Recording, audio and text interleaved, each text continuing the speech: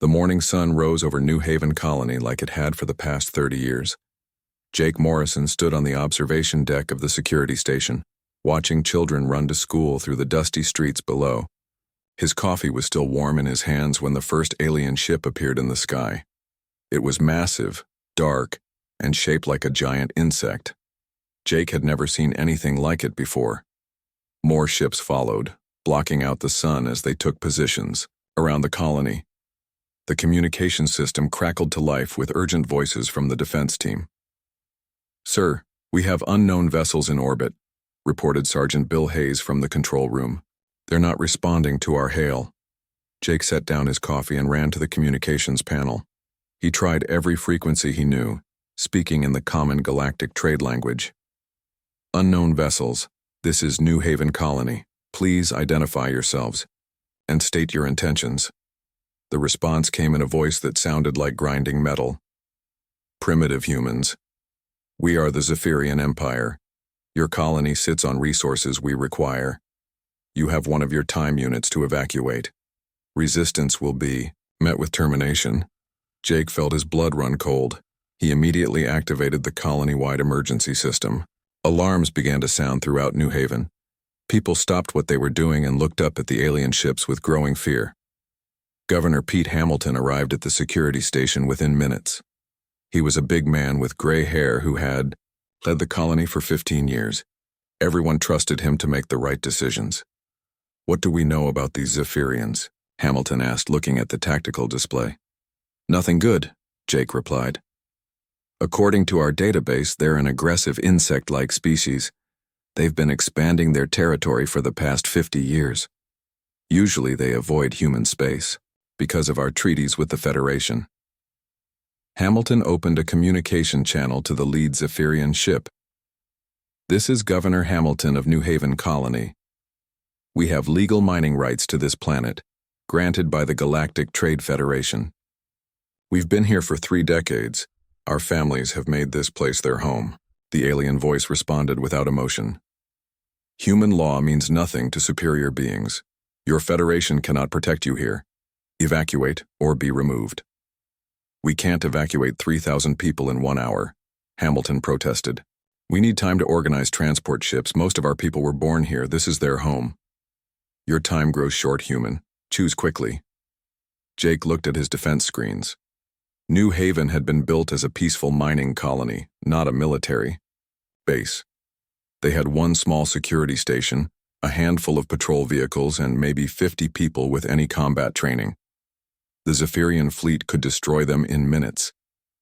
Dr. Emma Walsh burst into the control room. She was the colony's chief medical officer, a woman who had delivered half the babies born on New Haven. Her face was pale with worry. "Pete, we can't move the patients from the medical center in time," she said. "I have 30 people on life support and another 60 who can't be moved safely. If we try to evacuate them now, they'll die." Hamilton closed his eyes for a moment. When he opened them, Jake could see the decision had been made. "All right, Jake, get on the emergency broadcast. Tell everyone to take shelter in the reinforced buildings. Emma, get your people to the underground medical bunker. We're not abandoning our home." Jake activated the colony-wide communication system. "All residents of New Haven, this is Lieutenant Commander Morrison. Proceed immediately to designated emergency shelters. This is not a drill. Stay calm and help your neighbors. We will get through this together." Throughout the colony, families gathered their most precious belongings and rushed to safety. Mrs. Carol Bennett, the school teacher, led her class of 25 children to the underground shelter beneath the education center. The Martinez family, Carlos, Maria, and their 10-year-old son Tommy, hugged each other tightly in their small home. "Papa, what's happening?" Tommy asked, looking up at his father with wide brown eyes. Carlos knelt down and put his hands on his son's shoulders. "Some bad people want to take our home, Tommy. But we're going to be brave, okay? No matter what happens, remember that Mama and Papa love you very much." The hour passed quickly. Governor Hamilton tried to negotiate with the Zephyrians 3 more times, offering them mining rights to other areas of the planet, promising them a share of the colony's resources, even begging them to spare the children. Each time, the cold alien voice refused. When the deadline arrived, the Zephyrian ships opened fire. The first energy beams struck the power station, plunging half the colony into darkness. The second wave hit the communications tower, cutting off contact with the outside galaxy. Jake watched in horror as his security station's weapon systems were destroyed before they could even return fire. "All defense units, fall back to civilian shelters," Jake ordered over his radio. "Protect the evacuation routes." But there was nowhere to run. The Zephyrians had surrounded the colony completely. Their soldiers, looking like giant armored insects, descended from the ships in transport pods. They moved through the streets with mechanical precision, shooting anyone who tried to resist. Dr. Emma Walsh refused to leave her patients. She stood in front of the medical center as Zephyrian soldiers approached, holding her hands up peacefully. "Please, these are sick people. They need help. I'm a doctor." "I can treat your wounded too if you need."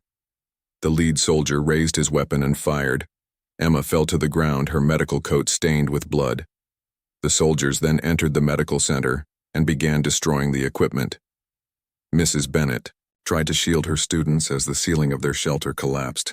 She threw herself over little Sally Green and Bobby Clark, saving their lives but losing her own. The children who survived would never forget her sacrifice. Jake Morrison made his last stand at the colony's main shelter, where dozens of families had gathered. He stood with his remaining security officers, using furniture and equipment to build a barrier.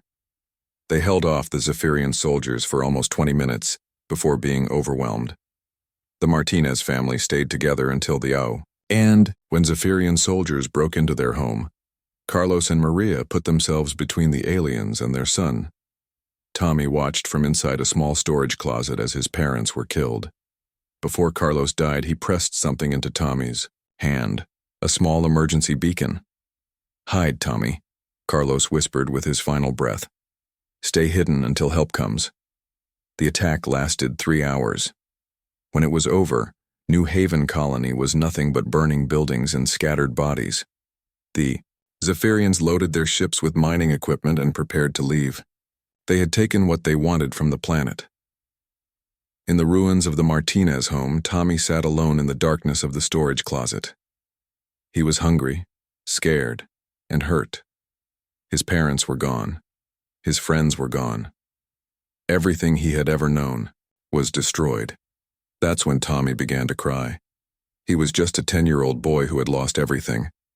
His tears fell onto the emergency beacon his father had given him. Without knowing what he was doing, Tommy activated the device. The beacon began to transmit a distress signal into space. But it wasn't just sending coordinates and emergency codes. It was also sending audio. The sound of a human child crying, alone in the darkness, went out into the galaxy, carried by subspace radio waves to every corner of known space. Tommy cried for his parents, for his home, for his lost childhood. He cried because he was alone and afraid. He cried because the galaxy was a cruel place where bad things happened to good people. He didn't know that his tears would change everything. He didn't know that the sound of his crying would wake something terrible and ancient in the hearts of every human who heard it. He was just a little boy, crying in the dark, holding on to the last thing his father had given him. The beacon continued to transmit, sending Tommy's sobs across the stars.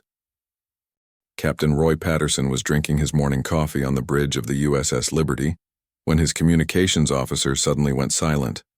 Lieutenant Amy Clark had been chatting with the bridge crew about her sister's wedding on Earth, but now she sat frozen at her console, her face pale.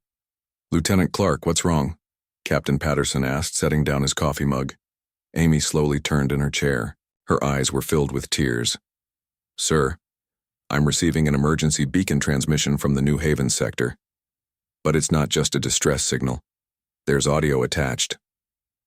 "Put it on speakers," Patterson ordered.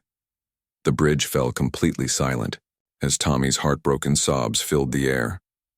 The sound was raw and desperate. It was the cry of a child who had lost everything he loved. The grown men and women on the bridge had heard many things during their years in space, but nothing like this.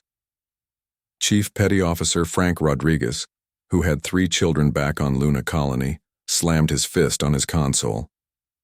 "Captain, we need To get to that location right now. Patterson felt something cold settle in his stomach. The crying continued for several minutes, occasionally broken by the boy's voice calling for his mama and papa. When the transmission finally ended, the bridge remained silent. "How old do you think that child is?" asked Navigator Lisa Wong, wiping tears from her eyes. "Maybe 10 years old," Amy whispered. "Captain, the beacon shows New Haven Colony. That's where the Hendersons moved last year with their 2 kids. Patterson had served in the human fleet for 20 years. He had seen combat, death, and the harsh realities of space. But listening to that child cry alone in the darkness had awakened something primal in his chest, something that demanded action. "Plot a course for New Haven Colony. Maximum speed," he ordered. "Send a message to Fleet Command. Tell them we're responding to an emergency distress call." "Sir, New Haven is 3 days away at maximum velocity," reported the navigation officer. "Then we better get moving," Patterson replied grimly.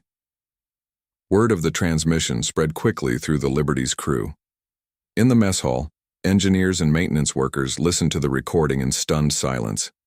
In the medical bay, Dr. Lisa Morgan had to excuse herself after hearing it.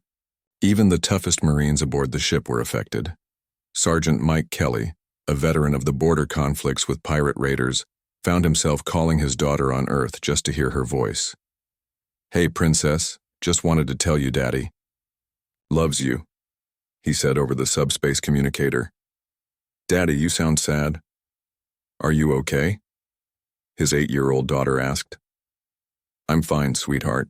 Just remember to always stay close to Mommy and listen to the grown-ups who are trying to keep you safe, okay?"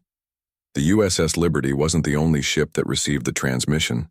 The emergency beacon signal was picked up by 17 different vessels across 3 star systems. But more importantly, the audio portion was automatically relayed through the human communication network to colonies, stations, and ships throughout human space. On Mars Station, Commander Janet Price was reviewing supply reports when her assistant brought her the transmission. After listening to it, she immediately ordered all available security personnel to prepare for emergency deployment. At the farming colony of Green Valley, Mayor Bob Turner called an emergency town meeting. When he played the recording for the colonists, the entire hall erupted in angry voices demanding to know what could be done to help. On Earth itself, in the capital city of New Geneva, President Daniel Cooper was woken from sleep by his chief of staff. "Mr. President, you need to hear this immediately." Cooper listened to Tommy's cries in his private office. When it ended, he sat in silence for several minutes. Finally, he looked up at his staff. "Get me Admiral Blake at Saul Defense Command. Now." The transmission didn't stay within human space. Alien traders who intercepted the signal found it curious and passed it along to their contacts. Diplomatic channels carried it to neutral species. Within 48 hours, beings across the galaxy had heard the sound of a human child crying. Most alien species listened with clinical interest. The Altarians, who lived for 800 years and reproduced through crystal matrices, found it an interesting example of human emotional response. The gas giant-dwelling ethereals considered it primitive noise. The machine-like synthesis calculated it as inefficient energy expenditure, but there were a few alien species who understood. The canary, who were descended from pack hunters, felt a stirring of protective instinct. The verdant collective, plant-based beings who cared for their seedlings communally, recognized the sound of young in distress. When the USS Liberty finally reached New Haven Colony, Captain Patterson knew they were too late. The planet's orbital scan showed massive destruction. The colony's buildings were burned and collapsed. No life signs registered on the sensors. "Take us down," Patterson ordered quietly. The landing party that descended to New Haven found a scene of complete devastation. The peaceful mining colony had been wiped out with military precision. Bodies lay scattered in the streets. The medical center was destroyed. The school was a pile of rubble. Dr. Lisa Morgan worked with the security teams to search for survivors. They found a few people barely alive in the collapsed shelters, but most of the colonists were dead. The attackers had been thorough and merciless. It was Sergeant Rodriguez, who found Tommy. The boy was still hiding in the storage closet of his destroyed home, clutching the emergency beacon and a small ring that had belonged to his father. "Hey there, son," Rodriguez said gently, kneeling down in front of the closet. "I'm here to help. You're safe now." Tommy looked up with eyes that were red from crying. His small face was dirty and streaked with tears. "They killed Mama and Papa," he whispered. "The bug people said we don't matter because we're just humans." Rodriguez felt rage building in his chest, but he kept his voice calm. "What's your name, son?" "Tommy Martinez. I'm 10 years old. Papa told me to hide until help came." Tommy held up the beacon. "He gave me this. I didn't mean to make it cry too." Dr. Morgan checked Tommy for injuries while Rodriguez contacted the ship. "Captain, we found one survivor, a 10-year-old boy. His name is Tommy Martinez. He's the one who was crying on the transmission." On the Liberty's bridge, Captain Patterson closed his eyes. "Bring him up immediately and prepare a full report for Fleet Command. Someone is going to pay for this." As the rescue team carried Tommy to safety, more human ships began arriving in the New Haven system. Word was spreading through the fleet about what had happened. The sound of Tommy's tears had reached every human colony, every military base, every ship in space. On Earth, President Cooper addressed the United Colonies Council. "Fellow humans, you have all heard the recording by now. The sound of our child crying alone in the darkness after his parents were murdered, after his entire community was destroyed." Cooper's voice was calm, but his eyes were hard as steel. "There will be consequences." Admiral Susan Blake, commanding officer of the Sol Defense Fleet, stood before her senior staff. "Ladies and gentlemen, we have a situation. A human colony has been attacked without provocation. Our people have been murdered. Our children have been orphaned." She paused, letting her words sink in. "It's time to remind the galaxy why Earth never fell during the Unification Wars." In the medical bay of the USS Liberty, Tommy Martinez sat on a bed while Dr. Morgan treated his minor injuries. The boy had stopped crying, but his eyes held a sadness that no child should ever have to. "Carrie, where am I going to live now?" Tommy asked quietly. "Don't worry about that right now," Dr. Morgan said gently. "There are a lot of good people who want to make sure you're taken care of." What Tommy didn't know was that his tears had already begun to change the galaxy. Across human space, military commanders were receiving new orders. Ships that had been on peaceful patrol missions were suddenly equipped with weapons that hadn't been used in decades. Reserves were being called up. Ancient protocols were being activated.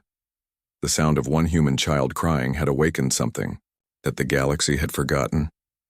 Something that had been sleeping peacefully for generations, content to mine asteroids and trade with alien species. But now it was awake, and it was very, very angry. Admiral Susan Blake stood in her private quarters aboard the Sol Defense Station, watching the recording of Tommy Martinez for the 5th time. She was a woman who had commanded fleets, fought pirates, and negotiated with alien diplomats for 30 years.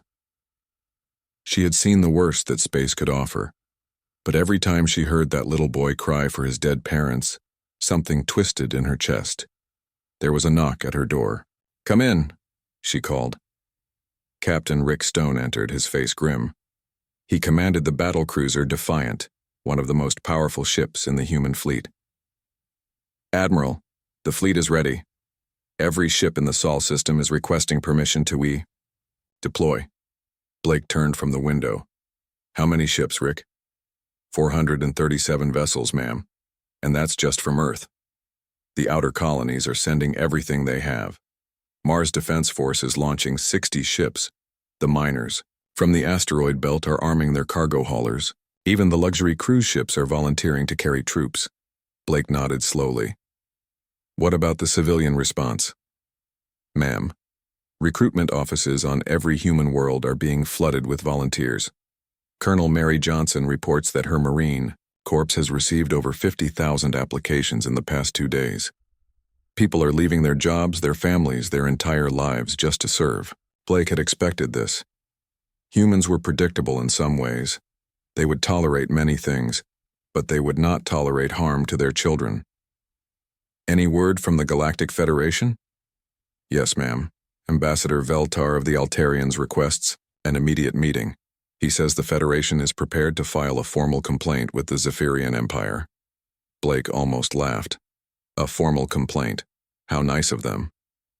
She looked at the tactical display showing human ships gathering throughout the galaxy. Tell the ambassador I'll see him in 1 hour. And Rick, start moving the fleet towards Zephyrian space. Maximum velocity. Yes, ma'am. Admiral, there's something else. The tech teams have been going through our old military files. The weapon systems we mothballed after joining the Federation, they're being reactivated. Blake knew what he meant. When humanity joined the galactic community 50 years ago, they had agreed to limit their military technology. Many of their most effective weapons were considered too dangerous for civilized space. Those weapons had been stored away but not destroyed. Which systems are we talking about? Blake asked. The Hellfire missile arrays, the particle beam destroyers, the Nova torpedoes, even the old kinetic bombardment platforms. Everything we used during the corporate wars. The corporate wars had been humanity's last major conflict before joining the galaxy. They had been brutal, efficient, and completely without mercy. The weapons developed during that time had been designed with one purpose: to destroy the enemy, so completely that they could never fight again. Activate everything, Blake ordered. If we're going to remind the galaxy what humans are capable of, we might as well do it properly. An hour later, Ambassador Veltar arrived at Blake's office. The Altarian was tall and graceful with crystal-like skin that reflected light in beautiful patterns. His species was known for their diplomatic skills and their 800-year lifespans. Admiral Blake, Veltar said in his melodious voice, I come with an urgent message from the Federation Council. They are deeply concerned about the human military buildup. Surely this tragedy can be resolved through proper diplomatic channels. Blake gestured for him to sit. Ambassador, your people reproduce through crystal matrices. You don't have children, in the way humans do. You've never heard a child cry for his dead parents. I understand that humans are emotional creatures, Veltar replied, but the Federation has protocols for these situations. We will send a strongly worded message to the Zephyrian Empire. We will demand compensation for the damages. We will ensure that such attacks do not happen again. And how long will that take? Blake asked. These things require time, Admiral. Perhaps 6 months to a year for full resolution. Blake stood and walked to her window, looking out at the human fleet gathering in space. Ambassador, let me explain something about humans. We joined your Federation because we wanted peace. We wanted to trade, to explore, to build homes on new worlds. We put away our weapons and learned to talk instead of fight. Yes, and this has brought great prosperity to your species.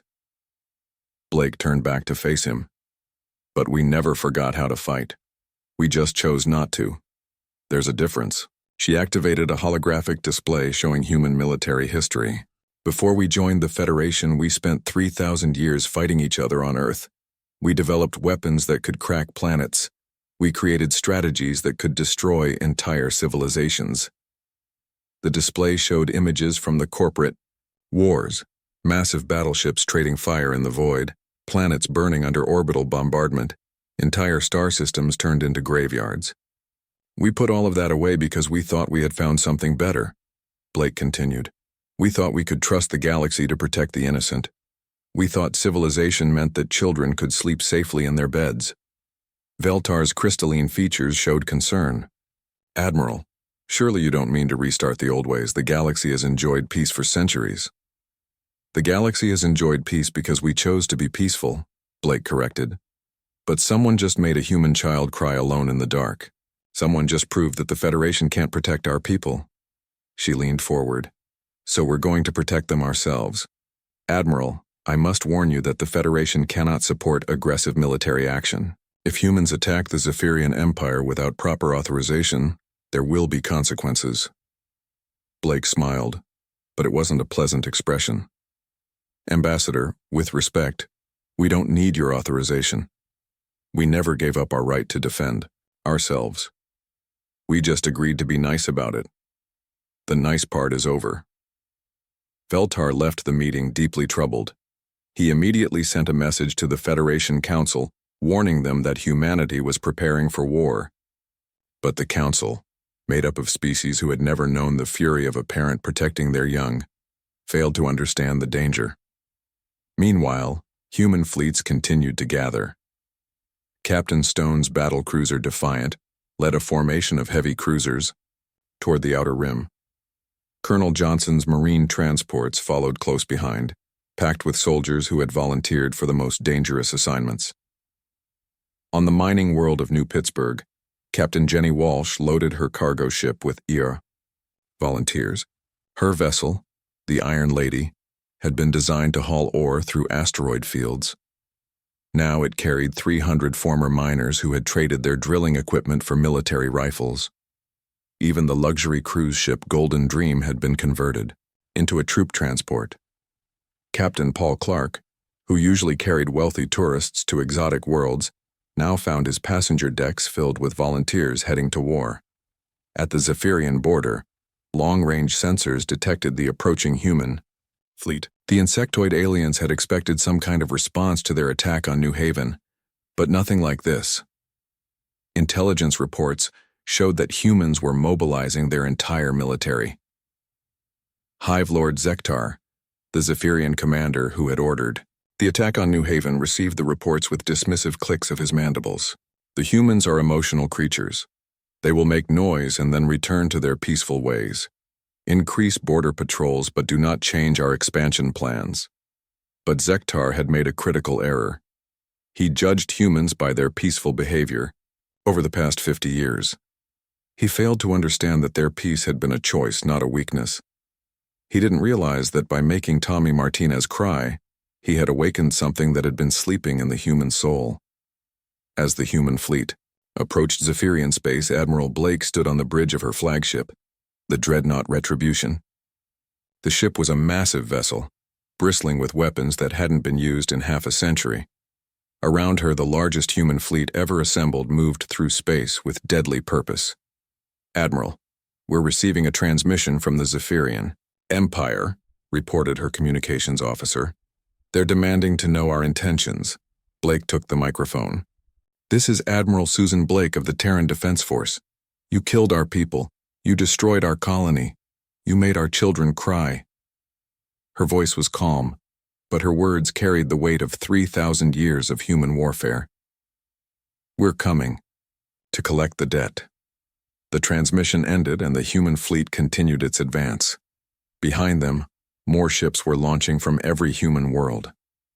The galaxy was about to learn a lesson that it should have understood from the beginning. There was nothing more dangerous than a species that chose to be peaceful, but remembered how to be terrifying. The human fleet that emerged from hyperspace above the Zephyrian homeworld was like nothing the galaxy had ever seen. 2,000 ships of every size and type appeared in perfect formation around the planet. Massive battleships floated alongside converted cargo haulers. Luxury cruise ships carried Marines while mining vessels bristled with improvised weapons. Admiral Blake stood on the bridge of her flagship, the Retribution, watching the tactical display. Beside her stood Tommy Martinez, no longer the crying child from the beacon transmission. The boy wore a small uniform that the ship's crew had made for him, and his eyes held a quiet strength that hadn't been there before. "Admiral, the Zephyrian Defense Fleet is moving to intercept," reported Captain Stone from his position at the tactical station. 150 ships, including their heavy battle cruisers. Blake nodded calmly. "Open a channel to all human ships." Throughout the fleet, human commanders listened as their admiral's voice filled their bridges. "This is Admiral Blake. Today we fight not for conquest or glory, but for justice. We fight for the memory of New Haven Colony. We fight for the parents who died protecting their children. We fight so that no human child will ever again cry alone in the darkness." On the mining ship Iron Lady, Captain Jenny Walsh looked at her crew of former miners. These men and women had spent their lives digging ore from asteroids. Now they prepared to fight one of the galaxy's most powerful military forces. "You heard the Admiral," Walsh said to her crew. "Remember why we're here. Remember Tommy Martinez, crying for his mama and papa." The Zephyrian Defense Fleet moved forward with mechanical precision, Hive Lord Zektar commanded from his flagship, a massive vessel shaped like a giant insect with razor-sharp edges. He had 150 warships under his command, each one specifically designed for space combat. The humans have brought a mining fleet to fight us, Zektar clicked to his subordinates. They are emotional and irrational. We will destroy them quickly and return to our expansion plans. But when the first wave of Zephyrian interceptors engaged the human fighters, something unexpected happened. The human pilots moved like they were dancing, weaving through enemy fire with impossible skill. These weren't just military pilots. They were miners who had learned to fly through asteroid fields, traders who had dodged pirates in the outer rim, civilians who had grown up in the harsh environment of space. Lieutenant Danny Foster, flying a converted cargo shuttle, used his knowledge of zero-gravity maneuvering to slip behind a Zephyrian fighter. His improvised weapons tore through the enemy ship's armor. "That's for the Henderson family," he whispered as the alien ship exploded. The Zephyrian interceptors designed for formal space combat couldn't adapt to the chaotic fighting style of humans who had learned to survive in the most dangerous parts of the galaxy. Within the first hour, half of Zektar's fighter squadrons had been destroyed. "Impossible," Zektar hissed. "How are civilian vessels defeating our military fighters?" His tactical officer's voice was filled with concern. "Hive Lord, these humans are not fighting like any military force we have encountered. They use unpredictable patterns and take risks that no trained pilot should take. The main battle began when the heavy ships engaged. The Zephyrian battlecruisers opened fire with their powerful energy weapons, expecting to destroy the human fleet quickly. But the human ships responded with weapons that the galaxy hadn't seen in 50 years. The Hellfire missile arrays that had been mothballed after the corporate wars came online, sending waves of guided projectiles toward the enemy fleet. Particle beam destroyers carved through Zephyrian armor like paper. Even the converted civilian ships carried weapons that surprised their enemies. Captain Clark's luxury cruise ship, the Golden Dream, revealed hidden weapon ports along its hull. The ship had been secretly modified by its volunteer crew, turning a pleasure vessel into a weapon of war. "Fire everything," Clark ordered. For New Haven, the Nova torpedoes were humanity's most devastating weapon. Developed during the darkest days of the corporate wars, they could crack the hull of any ship in the galaxy. When Admiral Blake gave the order to deploy them, even her own crew looked surprised. "Ma'am, are you sure?" asked her weapons officer. "Those torpedoes haven't been tested in 50 years. "Fire them," Blake ordered coldly. The Nova torpedoes streaked across space, their energy signatures so powerful that they lit up every sensor in the system. When they struck the Zephyrian flagship, the explosion was visible from the planet's surface. Hive Lord Zektar's ship simply disappeared in a ball of white-hot plasma. With their command ship destroyed, the Zephyrian defense began to crumble. Ship after ship fell to human weapons and tactics they couldn't understand or counter. The insectoid, aliens had planned for a conventional space battle. They hadn't prepared for an enemy that fought with the desperate fury of parents protecting their children. Colonel Mary Johnson's Marines landed on the planet's surface while the space battle still raged above. These weren't just soldiers, but volunteers from every human world. Farmers from the agricultural colonies fought alongside miners from the outer rim. Teachers and doctors carried weapons next to trained warriors.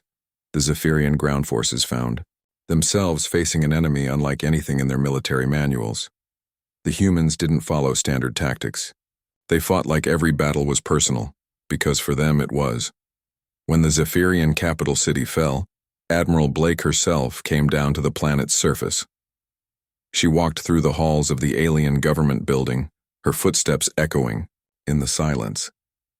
Tommy Martinez walked beside her, no longer the frightened child who had hidden in a closet. The surviving Zephyrian leaders were brought before her in chains. These proud insectoid beings, who had conquered dozens of worlds, now trembled before a human woman and a 10-year-old boy. "You destroyed our colony," Blake said, her voice echoing through the chamber. "You killed our families. You made our children cry." She looked down at the alien prisoners. "Did you think there would be no consequences?" The senior Zephyrian commander, his mandibles clicking in fear, tried to speak. We followed the laws of conquest. The strong take from the weak. This is the way of the galaxy. Blake knelt down so that she was at eye level with the alien. You're wrong. The strong protect the weak. That's what makes them strong. She stood up and activated her communicator. This is Admiral Blake broadcasting on all galactic frequencies. Throughout the galaxy, every species with communication technology received her transmission. The message was simple but clear. The Zephyrian Empire has been defeated. Their military is destroyed. Their homeworld is occupied, but we didn't come here for conquest. The transmission showed Tommy Martinez standing beside her, no longer crying but standing straight and proud. We came here because someone made a human child cry alone in the dark, and we wanted to make sure that never happens again. The aftermath of the battle changed everything. The Zephyrian Empire agreed to massive reparations and gave up all claims to human space. Other aggressive species suddenly found peaceful solutions to their territorial disputes. The Galactic Federation passed new laws protecting civilian colonies. But more importantly, the galaxy learned a lesson about humanity. They weren't the weak, emotional creatures that many aliens had believed. They were a species that chose peace not from weakness, but from strength, a species that would cross the void itself to answer the tears of a single child. The story ended where it began, on New Haven. The colony was rebuilt, bigger and better than before. Tommy Martinez, now adopted by Admiral Blake, planted the first tree in the memorial garden. The garden honored not just the dead, but the moment when the galaxy learned what happened when you made a human cry. As Tommy placed the small sapling in the ground, he looked up at the stars. Somewhere out there, alien civilizations were telling stories about Earth's children. Not as weak creatures to be pitied, but as the most dangerous thing in the galaxy to threaten, because the universe had learned a simple truth. A human child's tears could burn down empires and reshape the stars themselves. And that was a lesson the galaxy would never forget.